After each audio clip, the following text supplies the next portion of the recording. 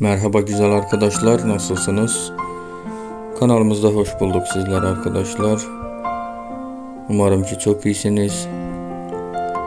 Videomuza geçmeden önce bizlere destek olmanız için kanalımıza abone olup videolarımızı like yapmayı ve bildirim butonunu açmayı sakın unutmayın arkadaşlar. Bunları yapın ki yepyeni videolarımızı ilk izleyen siz olasınız.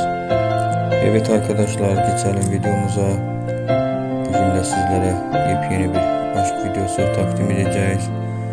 Ünlü oyuncularımız olan Adını Sen Koy dizisinin Ömer ve Zehra'sı yepyeni kendilerine özel karelerini paylaştılar arkadaşlar. Görüntülerini, fotolarını paylaştılar. Hemen fotoları sizlerle paylaşıyoruz. Buyurun izleyin. Umarız ki sizler de şu güzel görüntülerden hayran olacaksınız arkadaşlar. Evet arkadaşlar, sizlere iyi seyirler. Bir sonraki videomuzda görüşmek üzere arkadaşlar. Yorum ve fikirlerinizi yazmayı lütfen unutmayın. Hoşça kalın, iyi sağlıkla kalın.